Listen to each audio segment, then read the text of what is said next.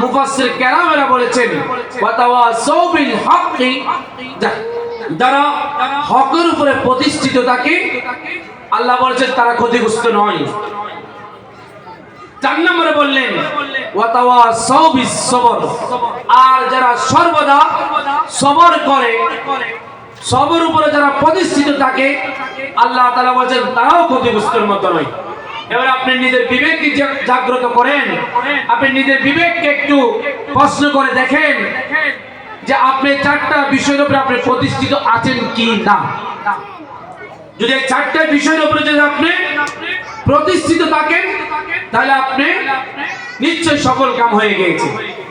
আর যদি এই 4টা বিষয়ের উপরে যদি আপনি না থাকেন তাহলে আল্লাহ তাআলা বলছেন ইন্নাল ইনসানা লাফি খুসরি, নিশ্চয়ই মানুষ ক্ষতিগ্রস্তের মধ্যে রয়েছে, ঠিক কি না? এইজন্য সম্মানিত ভাইরা, আমাদেরকে ভাবতে হবে, আমাদের থেকে চিন্তা করতে হবে যে আল্লাহ রাব্বুল আলামিন কেন পৃথিবীতে আমাদেরকে পাঠিয়েছেন, আমার আপনার কাজ কি, আমার আপনার দায়িত্ব কি, আল্লাহ তাআলা কেন আমাদেরকে বানিয়েছেন। আল্লাহ রাব্বুল আলামিন কোরআনের মধ্যে অন্য জায়গায় বললেন ইয়া আইয়ুহাল ইনসান মা গররাকা বিরাব্বিকাল কারীম, ও মানুষরা শুনো, তোমরা আমি আল্লাহর চেয়ে বড় কাকে পেয়েছো, যে আমি আল্লাহর সমস্ত নাজ নেয়ামত গ্রহণ করেছো, আমি আল্লাহর সমস্ত অক্সিজেন গ্রহণ করেছো, আমার আল্লাহর সমস্ত নিয়ামতগুলো ভক্ষণ করে, আমি আল্লাহর নিয়ামতগুলো গ্রহণ করে আমি আল্লাহর সাথে তোমরা নাফরমানি করেছো। এই যে আল্লাহ তাআলা এখানে কি সুন্দর করে বললেন ইয়া আইয়ুহাল ইনসান, হে মানুষরা, মা গররাকা বিরাব্বিকাল কারীম, ও মানুষ, তোকে তো আমি সৃষ্টি করেছি, আমি চাইলে তোমাকে তোমার মায়ের গর্ভের ভিতরে সেখানে আমি তোমাকে মৃত্যু দান করতে পারতাম, আমি চাইলে তোমাকে পশু বানাতে পারতাম, আমি চাইলে তোমাকে গরু ছাগল বানাতে পারতাম, আমি চাইলে তোমাকে পশু পাখি বানাতে পারতাম। বান্দারে, আমি তোকে গরু বানাই নাই, ছাগল বানাই নাই, পশু বানাই নাই, আমি তোকে জীব জন্তু বানাই নাই, আমি তোকে কি বানিয়েছি জানোস? লাকাদ খালাকনাল ইনসানা ফি আহসানি তাকওয়িম, ও বান্দা, আমি তোকে দয়া করে বানিয়েছি, মায়া করে বানিয়েছি। আমি রব্বুল আলামিন তোমার পেটে, তোমার মায়ের পেটের মধ্যে রেহামের ভিতরে হুয়াল্লাযী সাওয়্যিরুকুম ফিল আরহামি কাইফা ইয়াশা, আমি রব্বুল আলামিন আমি তোমাকে তোমার মায়ের ছোট্ট একটি পেটের ভিতরে, তোমার মায়ের রেহামের ভিতরে আমি রব্বুল আলামিন তোমার বাবার নাপাক রক্তকে জমাট করে আমি রব্বুল আলামিন সেখানে আমি তোমাকে সৃষ্টি করেছি। বান্দা, একটু চিন্তা করো, একটু গবেষণা করো, তোমার মায়ের ছোট্ট একটি পেট, ওই রেহাম, ওই তোমার বাবার নাপাক ফোটা পানিগুলাকে আমি তোমার মায়ের রেহামের ভিতরে 40 দিন আমি ওই পানিগুলাকে জমাট রক্ত পরিণত করে বান্দা আমি তোমাকে গোশত পিণ্ড আমি তৈরি করেছি। ও বান্দা, তার উপরে শোনো, সেখানে শুধু আমি তোমাদের জন্য গোশত মাংস শুধু সেখানে তৈরি করি নাই। এবার আল্লাহকে যদি বলো আল্লাহ কি করেছো, আল্লাহ পরবর্তী বলেন আমি সেখানে তোমাদের জন্য এমন সুন্দর একটি দয়া করে মায়া করে আমি তোমাদের জন্য একটা সেরাত আমি সূরা তোমাদের জন্য দিয়েছি। বলেন সুবহানাল্লাহ। এবার আল্লাহকে জিজ্ঞেস করো আল্লাহ কেমন সেরা আপনি দিয়েছেন। আল্লাহ বলছেন বান্দারে শোনো, ফি আই সূরাতিন মা শারাকাবাক, ও বান্দা তোকে দেখতে যেমন সুন্দর লাগে, যেমন দেখতে তোকে ভালো লাগে, তোকে দেখলে যেন মানুষ বলে মানুষটা খুব সুন্দর, তোকে দেখে যেন বনের পশুরা বলে ও মানুষ তুমি কত সুন্দর, অথচ কিন্তু কি বনের পাখিরা, বনের পশুরা কত সুন্দর, ঠিক কিনা? আমরা বনের পশুদেরকে, পাখিদেরকে আমরা পালি আর তাদেরকে আমরা আদর করি, আর বনের পশুরা খুব সুন্দর, খুব সুন্দর লাগে, আমরা পালছি, ঠিক কিনা? আর ওই বনের পাখি বলছেন বান্দারে আমি যে সুন্দর কোরআনের মধ্যে কোনো প্রমাণ নাই।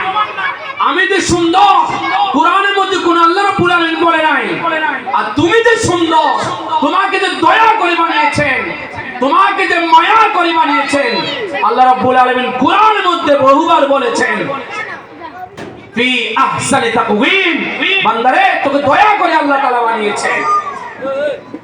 এবার আল্লাহকে যে বলে, আল্লাহ বুঝেছি আপনি আমাদেরকে মায়া করে বানিয়েছেন, দয়া করে বানিয়েছেন এবং আমাদেরকে সুন্দর চেহারা দিয়েছেন এবং সুন্দর চেহারা দিয়ে সুন্দর বডি দিয়ে 3.5 হাত বডি সুন্দর করে আমাদের জন্য করে দিয়েছেন।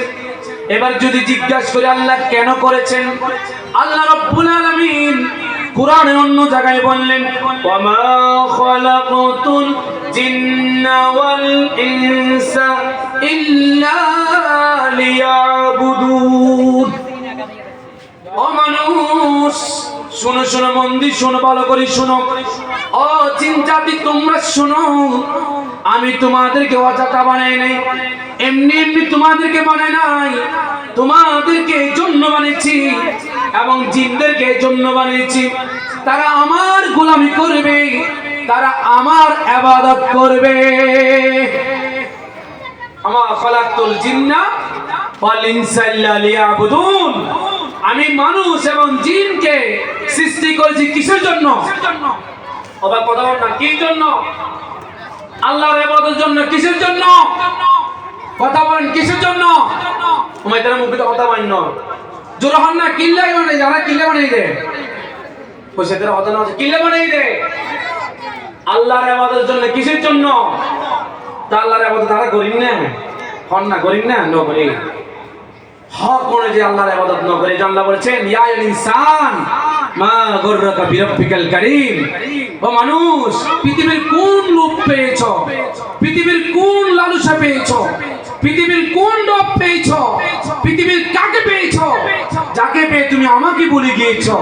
অথচ কিন্তু আমি রব্বুল আলামিন, ইন্না ইয়াউমাল ফাসলি কানা মিকাতা, আমি রব্বুল আলামিন তোমার জন্য বিচার দিবসকে নির্ধারণ করে রেখেছি। তোমার দুনিয়ার জীবনের সমস্ত কৃতকর্মের ফল, সমস্ত কৃতকর্মের সমস্ত কিছুর হিসাব আমি রব্বুল আলামিনের কাছে তোমার থেকে দিতে হবে, ঠিক কিনা? এই জন্য সম্মানিত হাজিরিন, আমাদের থেকে চিন্তা করতে হবে, আমাদের থেকে ভাবতে হবে। আমরা মরণশীল, পৃথিবীতে আসার একটা সিরিয়াল আছে, যাওয়ার কোনো সিরিয়াল নাই, ঠিক কিনা? আমরা যে আগামীকাল বাঁচবো তার কোনো গ্যারান্টি আছে? নাই। কিন্তু মৃত্যুবরণ যে করবো এটার গ্যারান্টি আছে, ঠিক কিনা? এই যে সম্মানিত ভাইরা, যে সমস্ত কথাগুলো বলেছি, কোরআন হাদিসের আলোকে কথাগুলো বলেছি, এই কথাগুলো এবং সূরা আসর ভালো করে পড়বেন। আল্লাহ রাব্বুল আলামিন এই আসরের মধ্যে বলেছেন, ওয়াল আসরি, নিশ্চয় আল্লাহ তাআলা আসরি কসম করে বলেছেন, শপথ করে বলেছেন, আমরা যে ক্ষতিগ্রস্তের মধ্যে রয়েছি। আজকে আমরা সকাল 7টা বাজে উঠি, কোথায় চলে যাই? গার্মেন্টসে চলে যাই, চাকরি চলে যাই, সারাদিন ডিউটি করি, রাত্রে আসে স্বামীর ডিউটি, পোলাপানের ডিউটি, একটুখানি ঘুম যাই, আবার বেন্না বাজে উঠি, গার্মেন্টসে যাই, কই নামাজ ন করি, রোজা ন রাখি, আল্লাহর ইবাদত ন করি। ও মা বোনেরা শুনেন, আপনি অবশ্যই আপনি চাকরি করতে হবে, নাহলে আপনি খাবেন কোথায়? কিন্তু আল্লাহ বলেছেন, ফাইদা কুদিয়াতিস সালাত ফান্তাশিরু ফিল আরদ, নামাজ শেষ করো, নামাজ পড়ো, নামাজের পরে তুমি রিজিক তালাশ করো। আপনি নামাজ বাদ দিয়ে রিজিক তালাশ করলে ওই রিজিকটা আপনার জন্য বরকতময় হবে না। একদিনে যদি 10,000 টাকা ইনকাম করেন, 50,000 টাকা ইনকাম করেন, আল্লাহর কসম বলি আপনার মন ভরবে না, ঠিক কিনা? কেন? আপনার ইনকামটা তো খোদার পক্ষ থেকে বৈধ হয়নি। খোদার পক্ষ থেকে বলা হয়েছে, ফাইদা কুদিয়াতিস সালাত, বান্দা তুমি নামাজ কায়েম করো, নামাজ পড়ো। আর নামাজের পরে বান্দারে ফাইদা কুদিয়াতিস সালাত ফান্তাশিরু ফিল আরদ, জমিনে চলে যা, অফিসে যা, আদালতে যা, মার্কেট করো, ব্যবসা করো, চাকরি করো, আবার যে হাইয়া আলাস সালাত তোকে যখন বলবে সমস্ত কাজগুলো রেখে দিয়ে আবার মসজিদে চলে আয়। এভাবে করে বান্দা তুমি তোমার জীবনকে অতিবাহিত করতে থাকো। এভাবে করতে করতে তুমি যদি মৃত্যুবরণ করতে পারো, আমি রব্বুল আলামিন ওয়াদা করেছি ইন্নাল্লাযীনা আমানু ওয়া আমিলুস সালিহাতি কানাত লাহুম জান্নাতুল ফিরদাউসি নুজুলা। ও বান্দা শোন, আমি নিশ্চয় ওই ব্যক্তির সাথে ওয়াদা করেছি যারা ঈমান আনে, আমল সালিহ করে। হে রাসূল, আপনি তাদেরকে বলেন আমি তাদের জন্য একটা জান্নাত তাদের জন্য আমি প্রস্তুত করে রেখেছি। বলেন না সুবহানাল্লাহ। ওই আলোকে আমাদের জীবন গঠন করতে হবে, ঠিক কিনা? এই যে সম্মানিত হাজির, যে সমস্ত কথা বলেছি আল্লাহ রাব্বুল আলামিন যেন সমস্ত কথাগুলোকে কবুল করে। আর আমরা বিশেষ করে আমরা চাকরি বাকরি সব কিছু করব, যখন আমাদেরকে নামাজের জন্য আহ্বান করা হয় আমরা 5টা মিনিট 10টা মিনিট আমরা একটু আমাদের কাজগুলোকে আমরা বন্ধ করে দিয়ে আমরা নামাজটা আদায় করব। ও ভাই, আপনি যে টাকা ইনকাম করছেন এই টাকার ভাগ আপনার স্ত্রী পাবে, এই টাকার ভাগ আপনার পোলাপাইন পাবে।